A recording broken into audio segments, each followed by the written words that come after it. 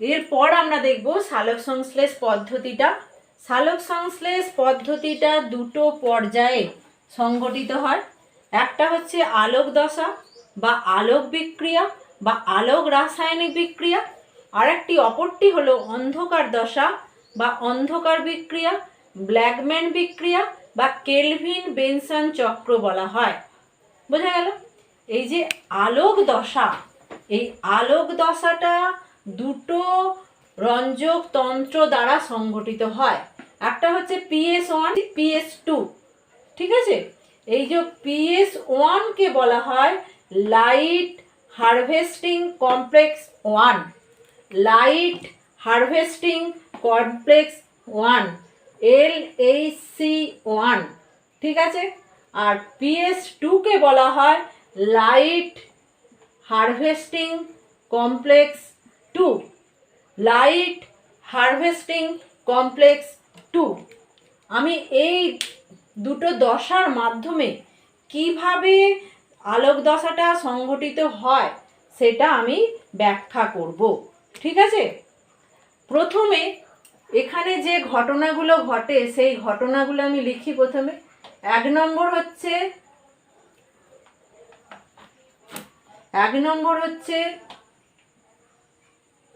Photon কণার সাহায্যে কি হয়? ক্লোরোফিল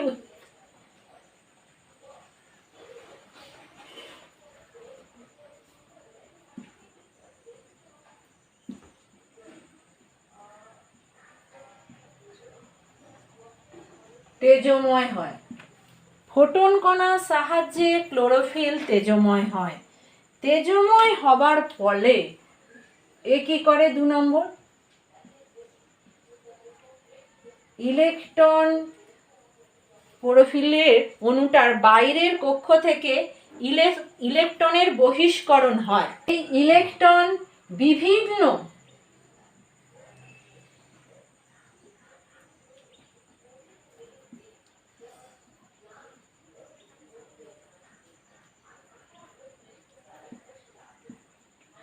ইলেকট্রন বাহক দ্বারা বাহিত হয়। বোঝা গেল? 3 নম্বর যেটা হয়, দুটো পথে PS1 এবং PS2, PS1 এবং PS2 এই দুটো পথে যেটা হচ্ছে ফোটো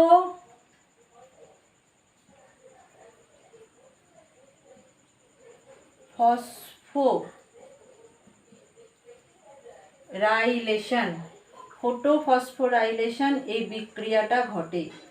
তার মানে কি? এডিপি অজৈব ফসফেটের সঙ্গে যুক্ত হয়ে এটিপি উৎপন্ন করে। বোঝা গেল? 4 নম্বর হচ্ছে ফটোলাইসিস।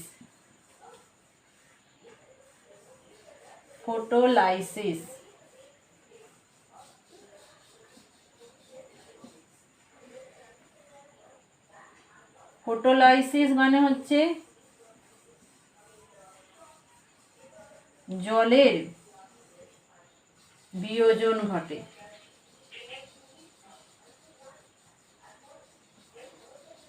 দেখা যাচ্ছে? জলের বিয়োজন ঘটে। 5 নম্বর যেটা হয় সেটা হচ্ছে NADP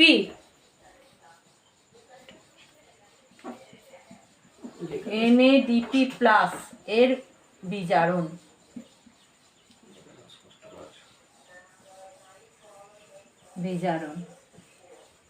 বোঝা গেল? তাহলে আলোক দশার মূল যে ঘটনা প্রবাহ, যে ঘটনাগুলো সংগঠিত হয় সেটা হচ্ছে 1 নম্বর, ক্লোরোফিল অণুটা ফোটন কণা করে ফোটন কণাটাকে গ্রহণ করবে। ফোটন কণা গ্রহণ করার সাহায্যে ওটা তেজময় হবে। ওর বাইরের কক্ষপথ থেকে ইলেকট্রনের বিচ্ছুরণ ঘটবে। এই ইলেকট্রন বিভিন্ন ইলেকট্রন বাহক দ্বারা বাহিত হবে।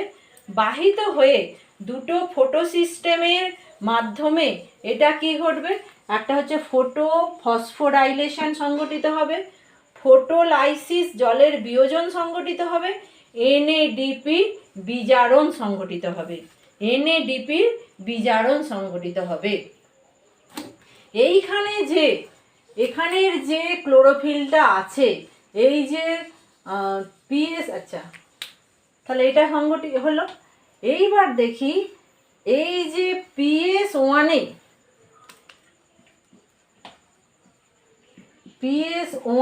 যে ক্লোরোফিল আছে, ক্লোরোফিল অণু আছে, সেই ক্লোরোফিল অণুটা, সেই PS1 ক্লোরোফিল অণুটা 700 ন্যানোমিটার দৈর্ঘ্যের আলোক রশ্মি, তরঙ্গ দৈর্ঘ্যের আলোক রশ্মি শোষণ করবে। শোষণ করার ফলে এই ক্লোরোফিল অণু থেকে যে ইলেকট্রন বাইরে বেরিয়ে যাবে, বিচ্ছুরণ হবে বিভিন্ন ইলেকট্রন বাহক দ্বারা।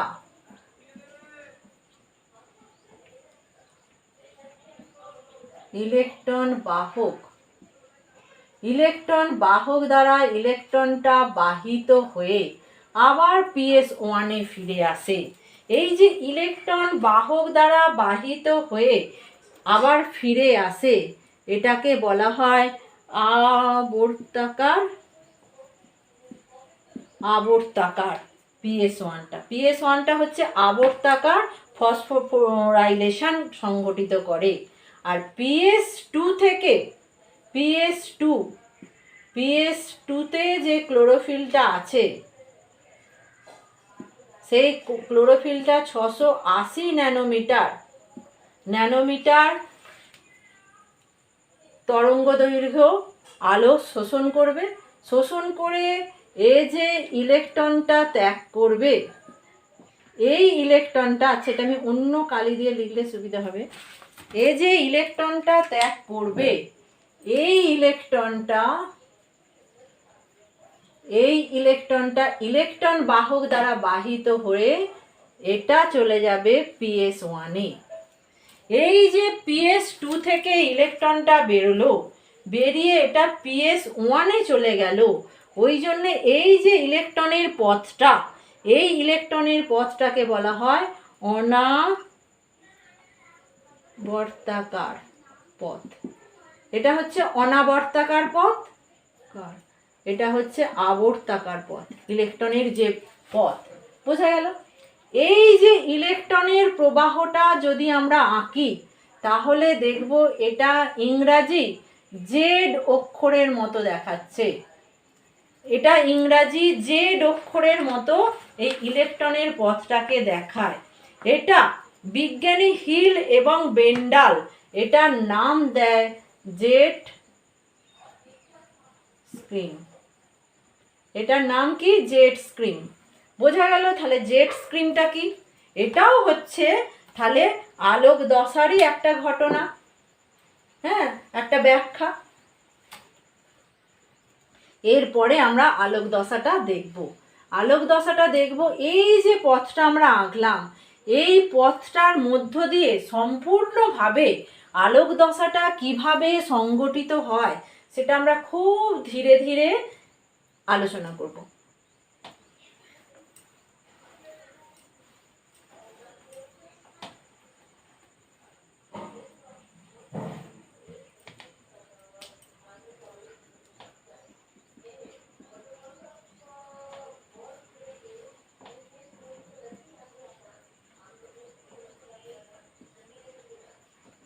আলোক দশা, ঠিক আছে। এই আলোক দশাটায় দেখো, আমরা এখানে লিখি PS2তে সূর্যের আলো ফোটন কণা পড়লো,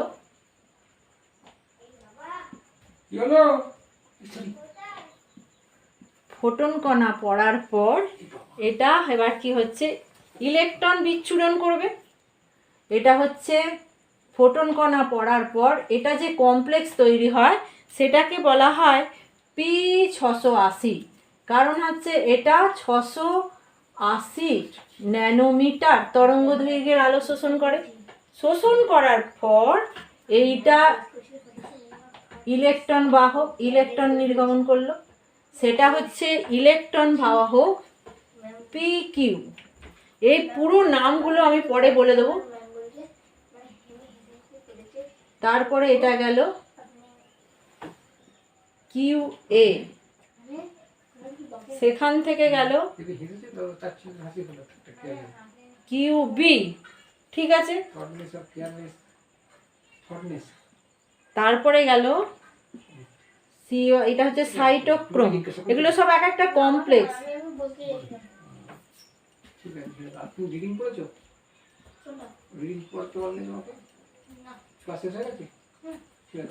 সাইটোক্রোম কমপ্লেক্সের মাধ্যমে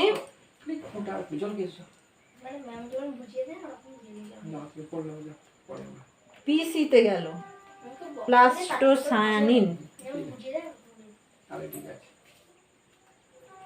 কমপ্লেক্স। এগুলো ইলেকট্রন বাহক। এগুলো সবগুলোই কি, এগুলো হচ্ছে ইলেকট্রন বাহক। এই ইলেকট্রন বাহকের মাধ্যমে এইটা চলে গেল কোথায়, PS1-এ চলে গেল।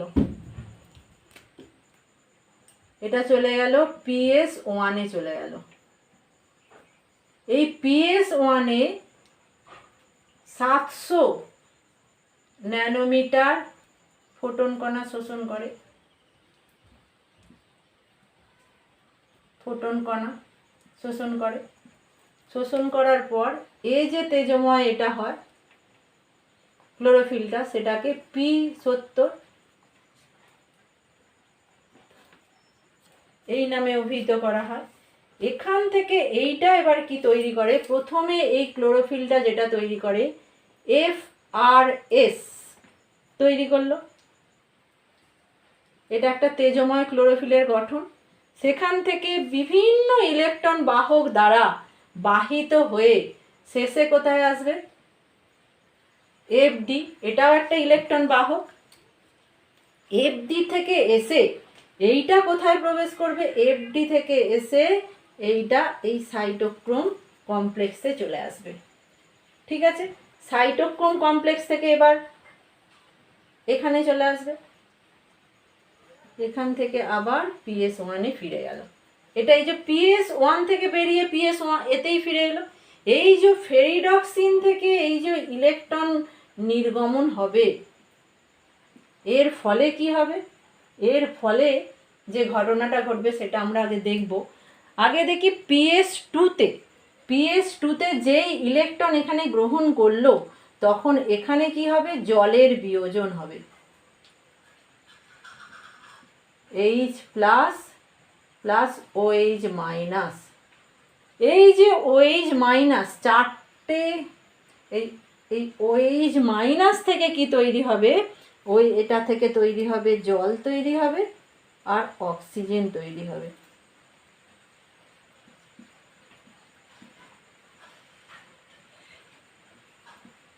এটা আমি এখানে দেখাচ্ছি 4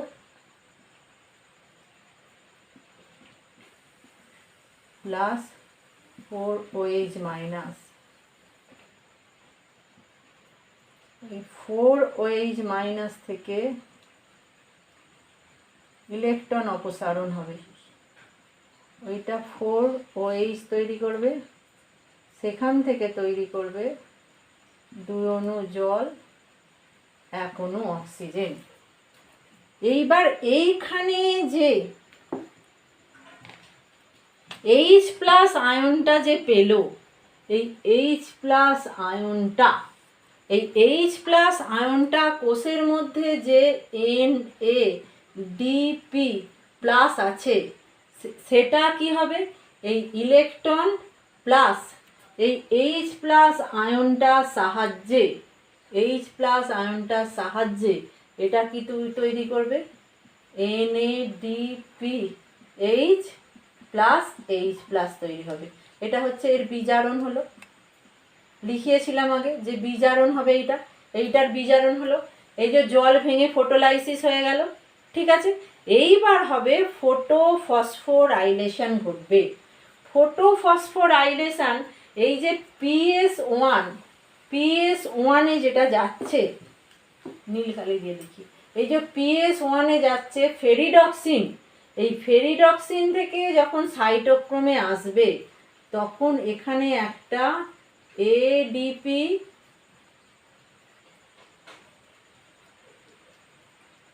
প্লাস অজৈব ফসফেট বিক্রিয়া করে এটিপি উৎপন্ন করবে। বোঝা গেল? এবং ওখানে একটা এটিপি উৎপন্ন করবে এবং এই যে সাইটোক্রোম থেকে এইখানে একটা এটিপি উৎপন্ন করবে।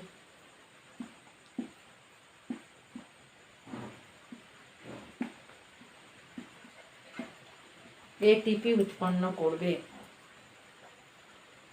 বোঝা গেল? এইখানে তাহলে এই যে PS1 দুই অণু এটিপি উৎপন্ন হলো। এই যে এখানে একটা, এখানে একটা। বোঝা গেল? একটা হচ্ছে ফেরিডক্সিন থেকে সাইটোক্রোম কমপ্লেক্সে যখন যাচ্ছে, আর সাইটোক্রোম কমপ্লেক্স থেকে পিসিতে যখন যাচ্ছে। বোঝা গেল? আবার এখানে এই PS2 এখানেও কিন্তু এই যে সাইটোক্রোম কমপ্লেক্স থেকে যখন পিসিতে যাচ্ছে, এখানেও এই ইলেকট্রন এইটা উৎপন্ন হবে। এই যে PS2 এক অণু ইলেকট্রন উৎপন্ন হবে, PS1 দু অণু ইলেকট্রন উৎপন্ন হবে। এই যে এডিপি অজৈব ফসফেটের সঙ্গে যুক্ত হয়ে এটিপি গঠন করছে, এটা আলোর উপস্থিতিতে, লাইটের উপস্থিতিতে এইটা সংগঠিত হচ্ছে বলে এটাকে বলা হচ্ছে ফটোফসফোরাইলেশন। এটাকে কি বলা হচ্ছে? ফটোফসফোরাইলেশন। বোঝা গেল? এইবার আমরা দেখব এই যে বিভিন্ন ইলেকট্রন বাহকগুলো লিখলাম, সেই ইলেকট্রন বাহকগুলোর নামগুলো দেখব। দেখো, যে ইলেকট্রন বাহকগুলো লিখলাম, এই যে পিকিউ মানে হচ্ছে প্লাস্টোকুইনন, পিকিউ হচ্ছে প্লাস্টোকুইনন, কিউ এ মানে হচ্ছে প্লাস্টোকুইনন এ, প্লাস্টোকুইনন বি। এটা হচ্ছে সাইটোক্রোম কমপ্লেক্স, এটাকে বলা হয় সাইটোক্রোম কমপ্লেক্স। এটা হচ্ছে প্লাস্টোসায়ানিন, এটা হচ্ছে প্লাস্টোসায়ানিন। বোঝা গেল? তারপরে দেখো এখানে এই যে PS1 যে এফ আর এস উৎপন্ন করছে, এই যে এফ আর এস, এটাকে বলা হচ্ছে ferredoxin reducing substance, ferredoxin reducing substance. এই যে তারপরে হচ্ছে এটা ফেরিডক্সিন গেল সাইটোক্রোম পিসি। এই যে তাহলে ইলেকট্রন বাহকগুলোর নামগুলো আমরা দেখে নিলাম, শিখে নিলাম। বোঝা গেল? এই গেল তোমার আলোক দশা। তাহলে আলোক দশার মূল যে ঘটনা প্রবাহ, সেগুলো কিন্তু আমি আগেই বলেছি। আলোক দশার মূল ঘটনা প্রবাহটা আমি আগেই বলেছি। এখন এইটা দেখলাম আলোক দশা বিক্রিয়াটা আমরা দেখলাম। ঠিক আছে? এই যে জলের বিয়োজনটাকে বলা হয় হিল বিক্রিয়া, কারণ বিজ্ঞানী হিলই প্রথম এই বিক্রিয়াটার কথা বলেছিলেন। উনি কি করেছিলেন বিজ্ঞানী হিল? এটা প্রমাণ করার জন্য এটা বিজ্ঞানী হিল এই যে ফটোলাইসিস,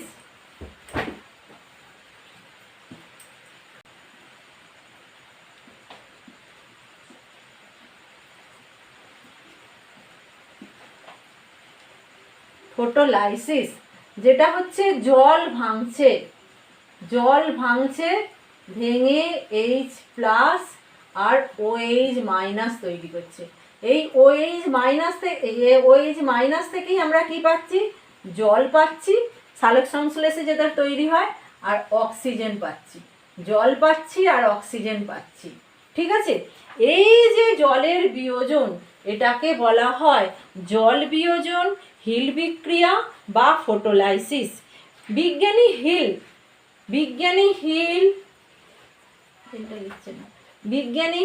1937 খ্রিস্টাব্দে একটা পরীক্ষা করেছিলেন। সেই পরীক্ষাটায় কি করেছিলেন, ক্লোরোপ্লাস্ট দ্রবণে হাইড্রোজেন গ্রাহিতা পটাশিয়াম ফেরিক অক্সালেটের সঙ্গে জলের মিশ্রণ ঘটিয়ে সেখানে আলো প্রয়োগ করেছিলেন। প্রয়োগ করে দেখেছিলেন ওই যে ফেরিক অক্সালেটটা পটাশিয়াম ফেরাস অক্সালেটে পরিণত হয়েছিল।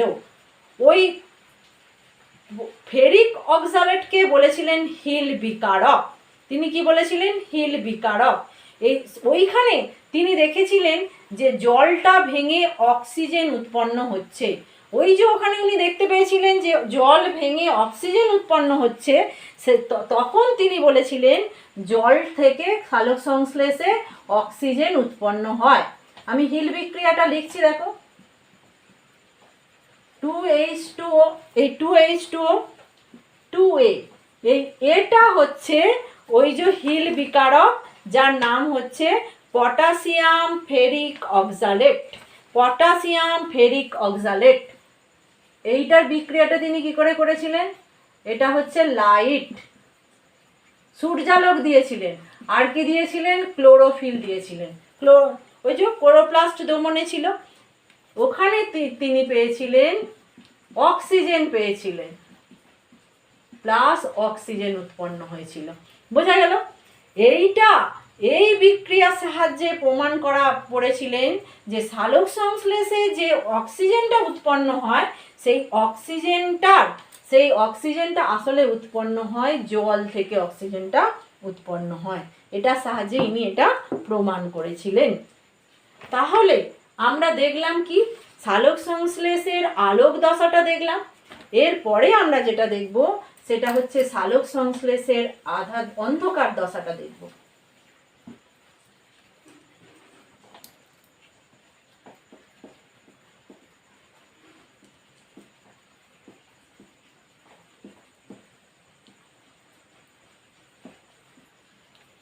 সালোক সংশ্লেষের অন্ধকার দশাটা দেখব। এই দশাটা কেন অন্ধকার দশার নাম? এই দশাটা কিন্তু আলোর উপর নির্ভরশীল নয়, এটা হচ্ছে আলোক নিরপেক্ষ দশা। বোঝা গেছে? এবং এটা জৈব সংশ্লেষকারী দশাও বলা হয়। বিজ্ঞানী বেনসন ও কেলভিন এই দশাটা আবিষ্কার করেছিলেন, তার জন্য তিনি 1961 সালে নোবেল পুরস্কার পেয়েছিলেন।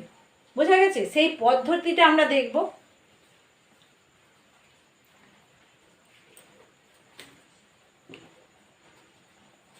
প্রথমে হচ্ছে, দেখো আমরা যে আলোক দশা দেখেছিলাম, আলোক দশায় দেখেছিলাম ওই যে জল এবং কার্বন ডাইঅক্সাইডের বিক্রিয়ায়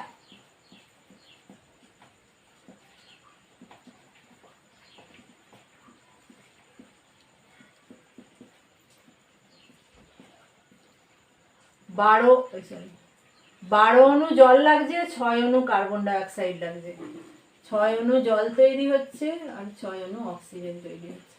এইটা আমরা দেখেছিলাম। হ্যাঁ, এখানে আমরা কিন্তু আলোক দশায় দেখেছিলাম জলটাকে নিয়ে জলটা কিভাবে অংশগ্রহণ করছে সেটা দেখেছিলাম।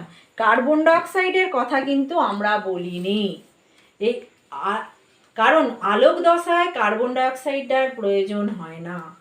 এই অন্ধকার দশার প্রথম যে বিক্রিয়াটা ঘটে, সেই অন্ধকার দশার প্রথম যে ঘটনাটা থেকে, সেটা হচ্ছে কার্বন স্থিতিকরণ দশা।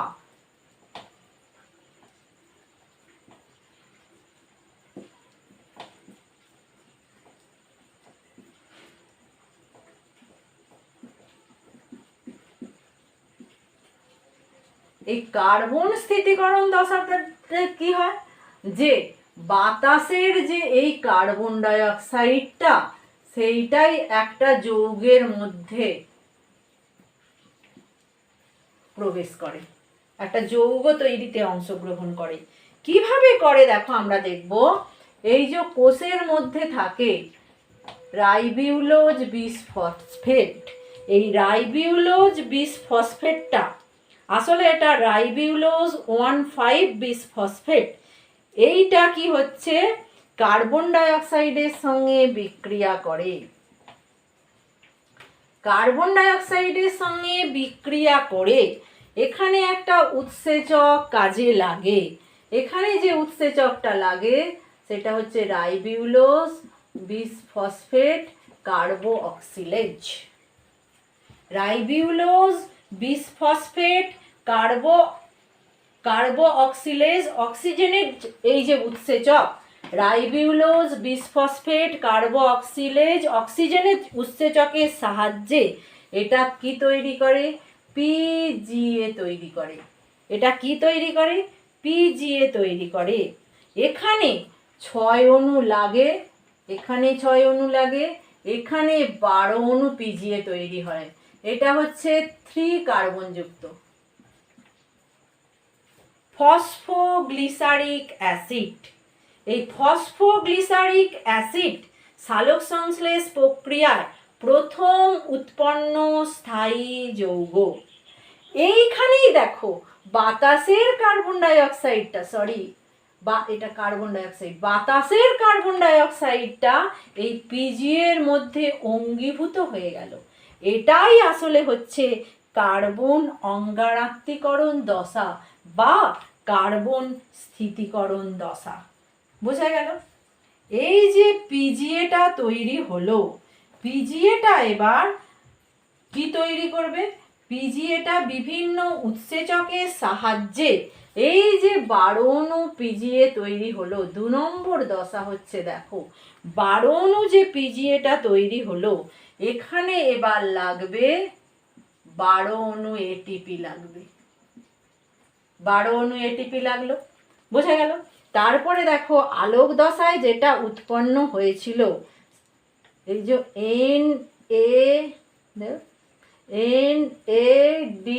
NADPH প্লাস H প্লাস, এইটা লাগলো 12 অণু। বোঝা গেল? এই যে এটা তৈরি হলো এইটা লাগলো 12 অণু। এর সাহায্যে কি তৈরি হবে? এবং বিভিন্ন উৎসেচক লাগবে। হ্যাঁ, এই উৎসেচকগুলো যেমন ফসফোগ্লিসারোকাইনেজ উৎসেচক, এটা একটা উৎসেচক। ফসফোগ্লিসারোকাইনেজ উৎসেচক, গ্লিসারালডিহাইড 3 ফসফেট ডিহাইড্রোজিনেজ উৎসেচক। ঠিক আছে? উৎসেচকগুলো কি কি বললাম? উৎসেচকগুলো কি কি? একটা হচ্ছে ফসফোগ্লিসারোকাইনেজ উৎসেচক, গ্লিসারালডিহাইড 3 ফসফেট ডিহাইড্রোজিনেজ উৎসেচক, গ্লিসারালডিহাইড 3 ফসফেট ডিহাইড্রোজিনেজ উৎসেচক। এর ফলে কি তৈরি হলো দেখো? এর ফলে যেটা তৈরি হলো 2 নম্বর, এর ফলে 12 অণু ফসফোগ্লিসারিক অ্যাসিডটা, এটা 12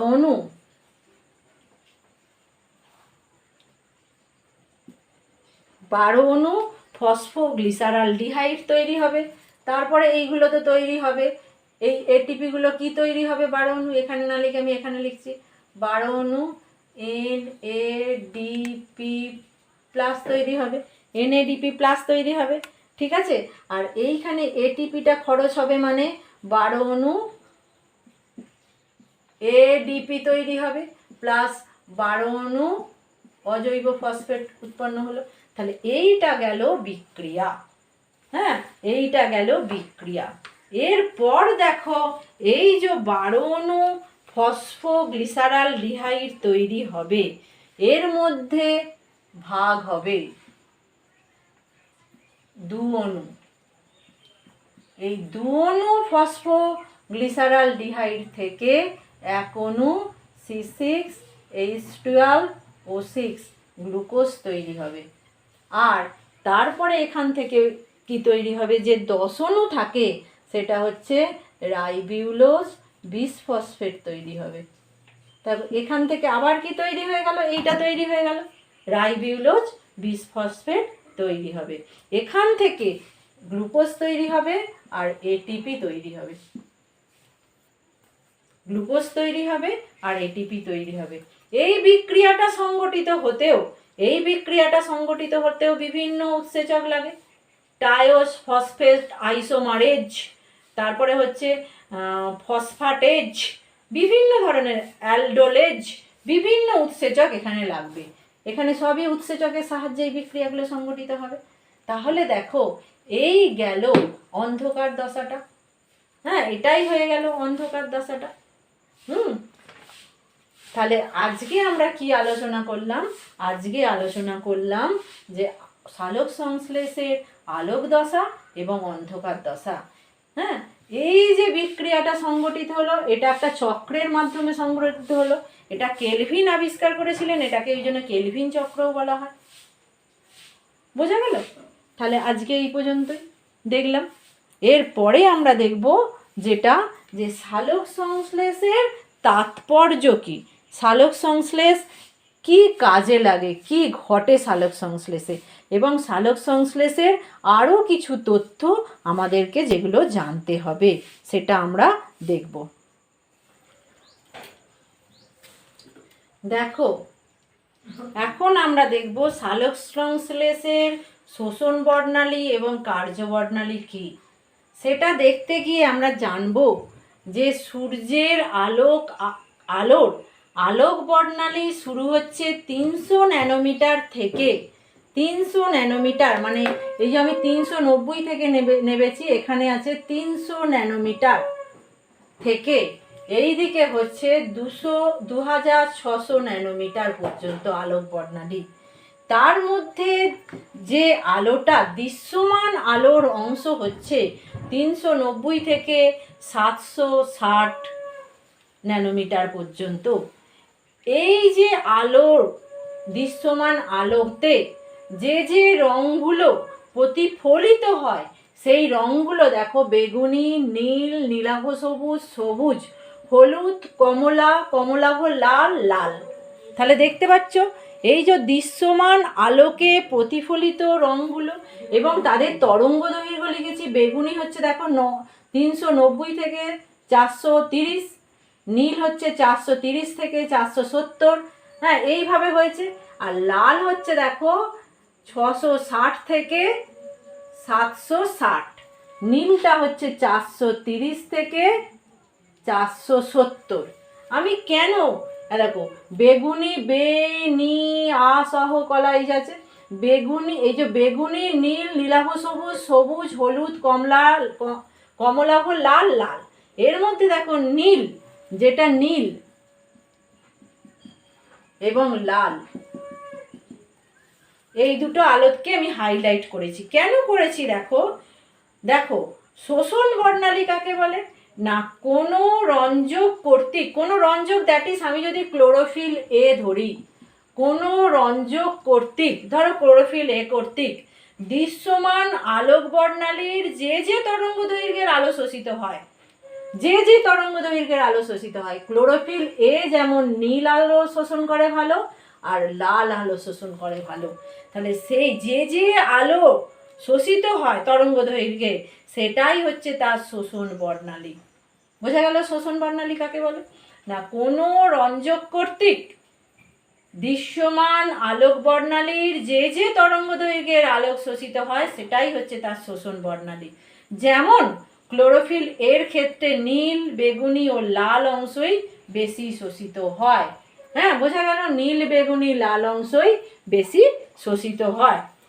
এবং কার্যবর্ণালী কি, কার্যবর্ণালী হচ্ছে যে লেখচিত্রের মাধ্যমে, লেখচিত্র মানে হচ্ছে একটা গ্রাফ, দেখো আমি করব দেখতে পাবে, যে লেখচিত্রের মাধ্যমে কোন কোন তরঙ্গ দৈর্ঘ্যের আলোয় সালোক সংশ্লেষের হার সর্বাধিক ঘটে সেটা প্রকাশ করা যায়, সেটাকে বলা হচ্ছে কার্যবর্ণালী, সেটাকে বলা হচ্ছে কার্যবর্ণালী। দেখো আমি প্রথমে শোষণ বর্ণালীটা আঁকি, শোষণ বর্ণালীটা আঁকি, এইটা নীল, দেখো আমি নীল দিয়ে আঁকছি। হ্যাঁ, শোষণ বর্ণালীটা হচ্ছে দেখো, দেখো এই যে নীল আলোতে দেখো শোষণ কত ভালো হচ্ছে সূর্যের আলোগুলো, এই যে গ্রাফটা আঁকছি শোষণ বর্ণালী দেখো আঁকছি। এবার যখন লাল আলোতে আসবো দেখো লাল আলোতে শোষণ কত ভালো হচ্ছে, তারপরে নেমে যাচ্ছে। বোঝা গেল? এই যে গ্রাফটা আঁকলাম এটা হচ্ছে শোষণ বর্ণালী, যেমন ক্লোরোফিলের শোষণ বর্ণালীর গ্রাফ আমি আঁকলাম। এবার ক্লোরোফিলের কার্যবর্ণালী কী করে আঁকবো, ক্লোরোফিলের কার্যবর্ণালী কী করে আঁকবো, ক্লোরোফিলের কার্যবর্ণালী হচ্ছে এই যে বেগুনিতেও একটু সালোক সংশ্লেষ হয়, দেখো এইটা হচ্ছে কার্যবর্ণালী। ক্লোরোফিলের কার্যবর্ণালী হচ্ছে এইটা।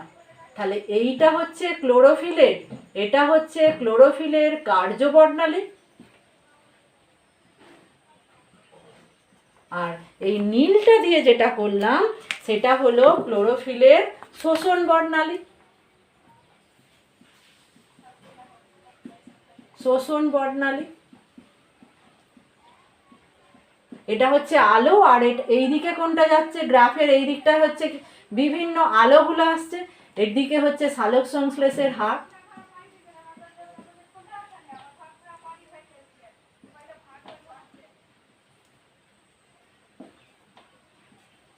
হ্যাঁ, এইটা হচ্ছে সালোক সংশ্লেষের হারটা এদিকে যাবে ওই দিকটা, আর এদিকে হচ্ছে আলোক শোষণ ক্ষমতাটাও এদিকে যাবে শোষণ বর্ণালীর ক্ষেত্রে। হ্যাঁ, কার্যবর্ণালীর ক্ষেত্রে এইদিকে কি হবে, এই ওয়াই অক্ষর বরাবর হবে সালোক সংশ্লেষের হার কার্যবর্ণালীর ক্ষেত্রে, আর শোষণ বর্ণালীর ক্ষেত্রে শোষণের হার, আলোক শোষণের হার, বা এটা হবে আলোক শোষণের হার। দুটো বর্ণালীর গ্রাফ আমি একসঙ্গে হেঁটেছি।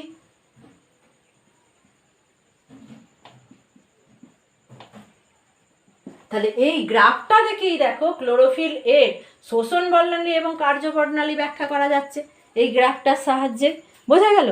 এইটা একটা আমাদের জানার বিষয়। এর মধ্যেই আর একটা জিনিস দেখো যেটা আমাদের জানতে হবে, সেটা হচ্ছে লোহিত চ্যুতি। লোহিত চ্যুতিটা কি? বিজ্ঞানী এমারসন এবং লেভিস, বিজ্ঞানী এখানে লিখি বিজ্ঞানীগুলোর নাম, বিজ্ঞানী এমারসন EMER, এমারসন অ্যান্ড লেভিস, বিজ্ঞানী এমারসন আর লেভিস একটা পরীক্ষা করেছিলেন। সেই পরীক্ষায় দেখেছিলেন, দেখো এখানে তোমরাই দেখতে পাবে, এই যে সালোক সংশ্লেষের কার্যবর্ণালীতে দেখো লাল আলোয় সালোক সংশ্লেষের হার সর্বাধিক উঠে তারপর হঠাৎ করে নিচে পড়ে যাচ্ছে, এটা হচ্ছে সালোক সংশ্লেষের হার। লাল আলোতে সালোক সংশ্লেষের হার হঠাৎ করে উঠে তারপরেই যে পড়ে যাওয়া, এই যে অবনতি, সালোক সংশ্লেষের হারের দ্রুত অবনতি, এটাকেই বলা হচ্ছে লোহিত চ্যুতি বা রেড। রেড মানে কি? লাল ড্রপ। লোহিত চ্যুতি বা রেড ড্রপ। বোঝা গেল? লোহিত চ্যুতি বা রেড ড্রপ হয়ে গেছে, এই যেখানে দেখতে পাচ্ছ। বোঝা গেল? এটা কে প্রথম করেছিলেন? বিজ্ঞানী ইমারসন এবং লেভিস। হ্যাঁ, এই গেল দেখো তোমাদের সালোক সংশ্লেষের বিভিন্ন পদ্ধতির বিভিন্ন পর্যায়গুলো এবং সেখানে সংগঠিত বিভিন্ন বিক্রিয়াগুলোকে আমরা কি করলাম? আমরা ব্যাখ্যা করলাম। এরপরে আমরা যেটা দেখব সেটা হচ্ছে সালোক সংশ্লেষের তাৎপর্য কি, সালোক সংশ্লেষ কেন সংগঠিত হয়, সংগঠিত হলে কি সুবিধা হয়, সেটা আমরা দেখব। আমরা এই ছবিটা মুখে বুঝলাম।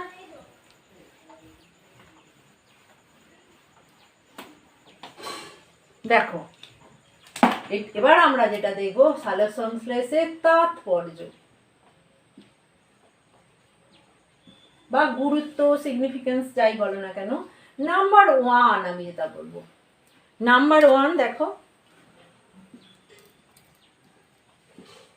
সবুজ উদ্ভিদে সালোক সংশ্লেষ ঘটে। সূর্য হচ্ছে সকল শক্তির উৎস। এই যে খাদ্যটা তৈরি হয় এর মধ্যে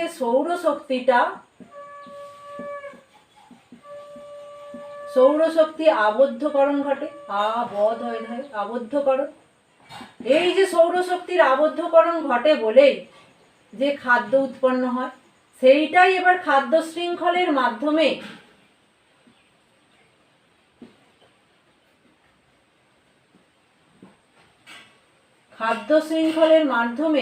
সকল জীবকুল পায়।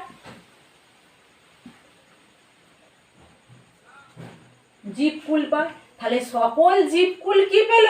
সকল জীবকুল 1 নম্বর হলো শক্তি পেল। আর 2 নম্বর কি পেল? 2 নম্বর হচ্ছে খাদ্য পেল। এটা সালোক সংশ্লেষের একটা তাৎপর্য। বোঝা গেল? এবার 2 নম্বর তাৎপর্য দেখো আমি যেটা বলবো, এই যে সালোক সংশ্লেষ প্রক্রিয়ায় কি প্রয়োজন হচ্ছে? কার্বন ডাই অক্সাইড প্রয়োজন হচ্ছে। আর কি সালোক সংশ্লেষ আমাদের দিচ্ছে? অক্সিজেন দিচ্ছে। যে অক্সিজেনটা প্রতিটা জীবকুলের প্রয়োজন হচ্ছে, এই অক্সিজেন ছাড়া কোনো জীব বাঁচতে পারে না, ইভেন উদ্ভিদও বাঁচতে পারে না। কোনো জীব অক্সিজেন ছাড়া বাঁচতে পারে না। এই অক্সিজেনের সাহায্যেই আমরা এই খাদ্যবস্তুটাকে জারণ করে সেটা থেকে শক্তি উৎপন্ন করছি। এবং আর একটা দেখো, এই যে কার্বন ডাইঅক্সাইড ঢুকছে গাছের মধ্যে, অক্সিজেন বেরোচ্ছে, তার ফলে কি হচ্ছে বলো তো? এর ফলটা এই দুটোর ফলে কি হচ্ছে? বায়ু শোধন হচ্ছে। কারণ আমরা জানি কার্বন ডাইঅক্সাইড হচ্ছে গ্রিন হাউস গ্যাস।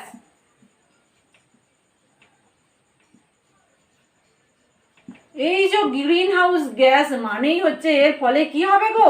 বিশ্ব উষ্ণায়ন হবে, পৃথিবীর জ্বর হবে, জ্বর বাড়ছে পৃথিবীর, বিশ্ব উষ্ণায়ন হবে। এবং বিশ্ব উষ্ণায়নের ফল তো আমরা দেখেছি, বন্যা, খরা, মানে অনেক কিছু ব্যাপার ঘটবে। হ্যাঁ, তারপর হচ্ছে বনভূমি ধ্বংস হয়ে যেতে থাকবে, মানুষের অস্তিত্ব, জীববৈচিত্র্য সর্বোপরি ধ্বংস হয়ে যেতে থাকবে। তাহলে দেখো এর ফল কত সুদূর প্রসারী ফল আছে সালোক সংশ্লেষে, বোঝা গেল?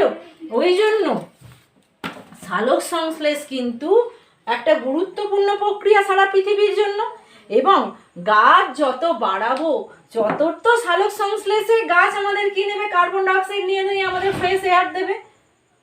ওই জন্যে জীববৈচিত্র্যকে রক্ষা করার জন্য, সর্বোপরি মানব জাতির অস্তিত্বকে রক্ষা করার জন্য বনসৃজন আমাদের একান্ত প্রয়োজন।